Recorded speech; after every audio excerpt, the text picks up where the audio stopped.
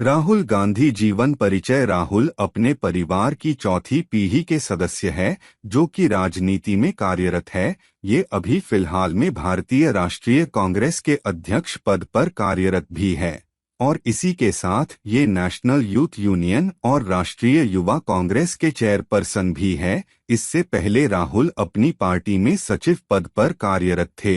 इसके अलावा वे भारतीय संसद के सदस्य भी हैं। वर्तमान में 53 वर्षीय राहुल ही पूरी पार्टी की बागडोर अपने हाथ में लिए हुए हैं और इन्हीं के दिशा निर्देशों पर पार्टी चलायमान है। राहुल का शुरुआती जीवन शिक्षा करियर। जब राहुल ने शिक्षा लेना आरंभ किया तो वे सर्वप्रथम दिल्ली की सेंट कोलंबस स्कूल गए, परंतु फिर कुछ समय बाद इनका दाखिला उत्तराखंड के मशहूर स्कूल द दून स्कूल में कराया गया। परंतु फिर कुछ घटनाएं जैसे इंदिरा गांधी की हत्या, राजीव गांधी का पीएम बनना और एक समुदाय विशेष के लोगों द्वारा इनके पूरे परिवार को धमकियां दिए जाना आदि के कारण राहुल और उनकी बहन दोनों को ही अपनी आगामी शिक्षा स्कूल को छोड़ घर से पूरी करने के लिए विवश होना पड़ा। परंतु जब 1989 में राहुल ने युवा अवस्था में कदम रखा तो इन्होंने दिल्ली के ही सेंट स्टीफन कॉलेज में प्रवेश लिया। यहाँ पर इन्होंने केवल 1 वर्ष तक पढ़ाई की और इसके बाद वे हार्वर्ड यूनिवर्सिटी चले गए। उनके लिए यह व्यवस्था भी ज्यादा दिनों तक काम नहीं कर सकी और उनके पिता राजीव गांधी की हत्या कर दी गई। पुनः सुरक्षा की दृष्टि से इन्हें फ्लोरिडा कॉलेज में स्थानांतरित किया गया।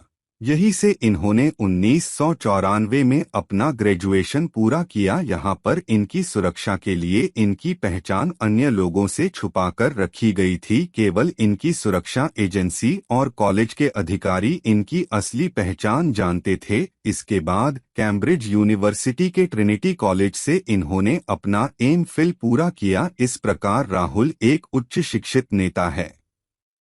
राहुल के परिवार में कोई भी सदस्य परिचय का मोहताज नहीं है। जहां इनके पिता व दादी देश के प्रधानमंत्री पद पर आसीन हो चुके हैं, वहीं इनकी दादी के पिता नेहरू जी स्वतंत्र भारत में प्रधानमंत्री का कार्यभार संभालने वाले पहले व्यक्ति थे। इनके परिवार में इनकी माता का संबंध इटली से है। दरअसल अपनी युवा अवस्था में इनके पिता का आकर्षण सोनिया जी से हुआ और उन्होंने विवाह करने का फैसला किया। इसके अलावा इनकी एक बहन भी है जिनका विवाह हो चुका है और उनके 2 बच्चे भी हैं। राहुल गांधी करियर अपने पिता की ही तरह राहुल ने शुरुआत से राजनीति को नहीं चुना था। इन्होंने अपनी पढ़ाई के बाद लंदन में मॉनिटर ग्रुप नामक कंपनी में काम किया जो कि एक मैनेजमेंट कंसल्टेंसी फर्म थी। इसके बाद साल 2002 में ये Mumbai based technology outsourcing company में विभिन्न डायरेक्टर में से एक थे। राहुल गांधी का राजनीतिक करियर साल 2004 वह साल था जब गांधी परिवार के इस सुपुत्र ने भारतीय राजनीति में प्रवेश कर अपने परिवार के पदचिन्ह पर चलने का फैसला किया। इनका अब तक का राजनीतिक करियर हम यहां आपको नीचे कुछ पॉइंट्स में बताने जा रहे हैं। साल 2004 में राजनीति में प्रवेश करते ही इन्हें अपने परिवार की इमेज का फायदा मिला और ये अपने खानदानी गढ़ अमेठी निर्वाचन क्षेत्र से लोकसभा के लिए चुने गए। इसके बाद राहुल गांधी ने अपनी मां और कांग्रेस की अध्यक्ष सोनिया जी के साथ विभिन्न सरकारी कार्यक्रम और पार्टी की बैठकों में भाग लेना शुरू किया। फिर 2006 में होने वाले चुनाव में इन्होंने अपनी बहन के साथ मिलकर अपनी पार्टी के लिए चुनाव प्रचार किया। इस प्रयास में यह कामयाब रहे और इनकी पार्टी विजय रही। इसके बाद 2007 में भी राहुल ने उत्तर प्रदेश में हो रहे विधानसभा चुनावों में प्रचार के लिए महत्वपूर्ण भूमिका अदा की। इसी वर्ष ये भारतीय राष्ट्रीय छात्र संघ और पार्टी के युवा संघ के सचिव बने। इसके बाद 2008 में इन्होंने युवा राजनीति में सुधार के लिए युवाओं के साक्षात्कार लिए और इसमें विस्तार के लिए 40 सदस्यों को युवा कांग्रेस में शामिल किया। इनके इस प्रयासों से युवा कांग्रेस में 20 से 25 हजार सदस्यों की वृद्धि देखी गई। जो कि एक बड़ी उपलब्धि थी। 2009 में ये अमेठी निर्वाचन क्षेत्र में पुनः अपनी सीट बरकरार रखने में सफल रहे। इस बार पुनः इन्होंने उत्तर प्रदेश में होने वाले चुनावों में बहुत मेहनत की और इस बार पार्टी ने वहां 80 में से 20 सीटों पर अपना कब्जा जमाया। इसके लिए इन्होंने 8 दिनों तक पूरे देश का दौरा किया और करीब 125 रैलियों को संबोधित किया। साल 2011 में इनके राजनीतिक करियर का कठिन समय आया, जब ये उत्तर प्रदेश के परसौल गांव में वहां के किसानों के साथ राजमार्ग के लिए कृषि भूमि अधिग्रहण मामले में विरोध प्रदर्शन कर रहे थे, तो इन्हें जिला प्रशासन द्वारा गिरफ्त में लिया गया। 2012 में पुनः उत्तर प्रदेश के चुनावों में इन्होंने अपने आप को पूरी तरह झोंक दिया और 200 रैलियां आयोजित की। इस बार पार्टी ने यहां 28 सीटें जीती, फिर भी पार्टी यहां चौथे स्थान पर रही। इसके बाद पाकिस्तान के साथ रिश्तों को सुधारने के लिए इन्होंने अपनी बहन के साथ पाकिस्तान का दौरा किया और वहां इंडिया और पाकिस्तान के मध्य आयोजित पहली क्रिकेट सीरीज देखी। 19 जनवरी 2013 में जयपुर में आयोजित पार्टी सदस्यों की मीटिंग में इन्हें पार्टी उपाध्यक्ष नियुक्त किया गया।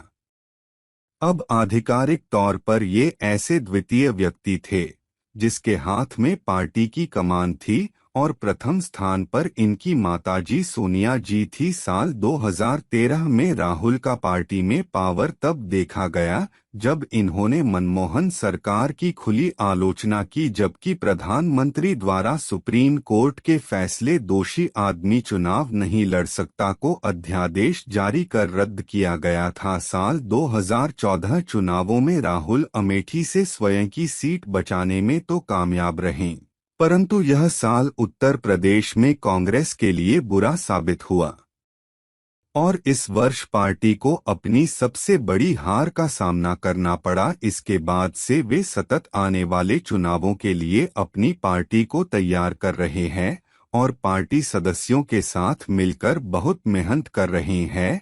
अब आगामी वर्षों में ही पता चलेगा कि इनकी मेहनत क्या रंग लाती है। राहुल गांधी की कुल संपत्ति विगत कई पुश्तों से राजनीति से नाता होने के कारण इनकी कुल संपत्ति जानने में हर किसी को रुचि होगी। वैसे अभी 2018 के आंकड़ों के अनुसार इनकी कुल संपत्ति लगभग $3 मिलियन है। इनकी इस संपत्ति में इनकी व्यक्तिगत संपत्ति, व्यक्तिगत निवेश और वेतन से आय भी शामिल है। राहुल गांधी की शादी वाइफ 53 साल के राहुल अब तक कुंवारे हैं। पूरे देश को इस बात की उत्सुकता है कि ये शादी कब और किससे करेंगे। हालांकि अब तक इनकी शादी के संबंध में कोई खबर सामने नहीं आई है, पर जैसे ही हमें ऐसी कोई जानकारी मिलेगी हम इसे आप तक अवश्य पहुंचाएंगे। राहुल गांधी से जुड़े विवाद साल 2006 में एक मीडिया में प्रकाशित पुस्तिका द्वारा इन पर यह आरोप लगाया गया था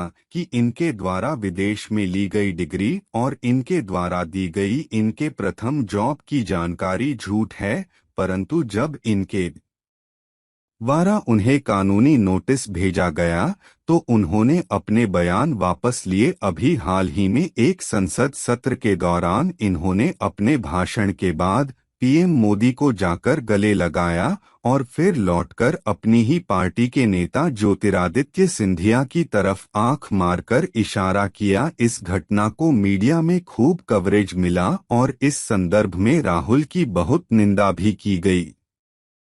एक बार अपनी सभा में राहुल ने यह तक कह दिया था कि गांधी जी की हत्या के पीछे राष्ट्रीय स्वयंसेवक संघ का हाथ है। उनके इस कथन के कारण उन्हें कई लोगों की निंदा का पात्र बनना पड़ा। एक बार राहुल ने अपने भाषण में बोला था कि गरीबी एक मानसिकता है।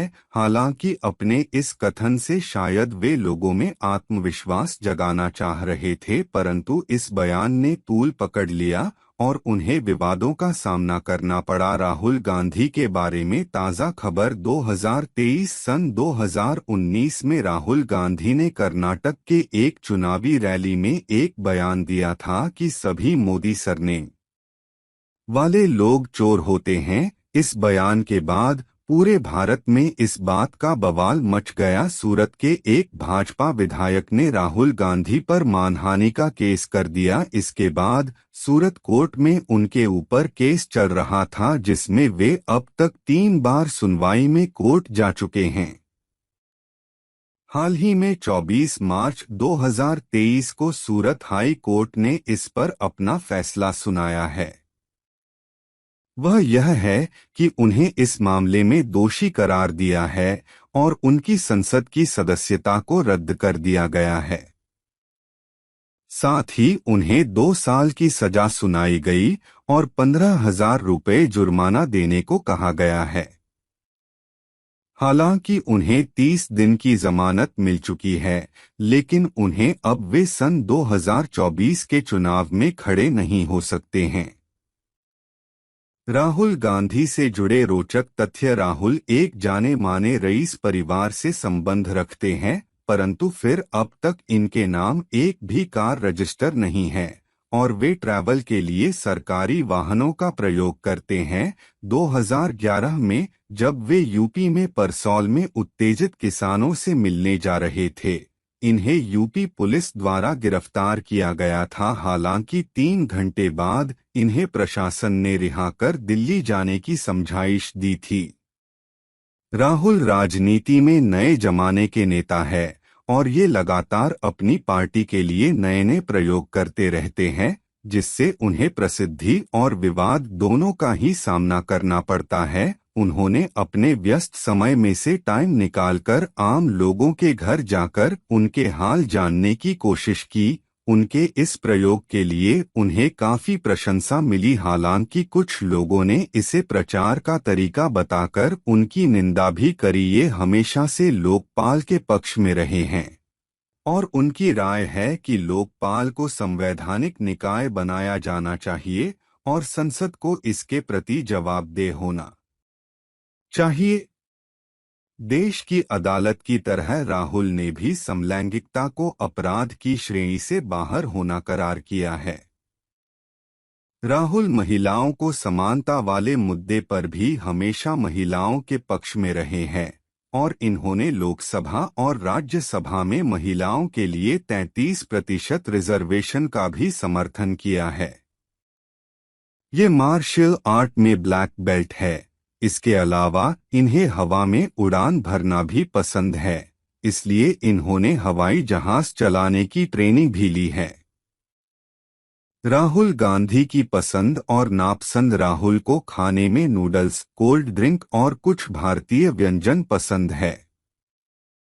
ये अपने रोजाना के खाने में अधिकतर मांसाहारी भोजन पसंद करते हैं। इनके पसंदीदा राजनेताओं में इनके पिता और नेहरू जी का नाम शामिल है। राहुल को विभिन्न खेलों में भी रुचि है, परंतु अब ये अपनी व्यस्त दिनचर्या के कारण किसी खेल में ज्यादा ध्यान नहीं दे पाते।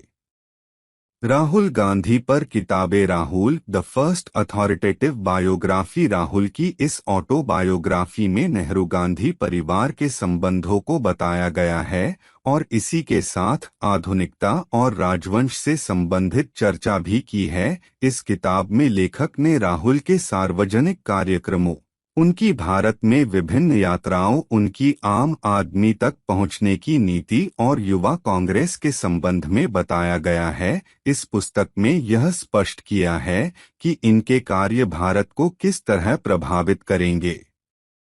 डिकोडिंग राहुल गांधी किताब में लेखक आरती रामचंद्रन ने राहुल के पीछे छुपी हुई छवि को सामने लाने की कोशिश की है। यह पुस्तक राहुल और उनके कुछ करीबी व्यक्तियों के साक्षात्कार पर आधारित है। इस पुस्तक से पता चलता है कि असल में राहुल गांधी कौन है, उनकी आकांक्षाएं क्या है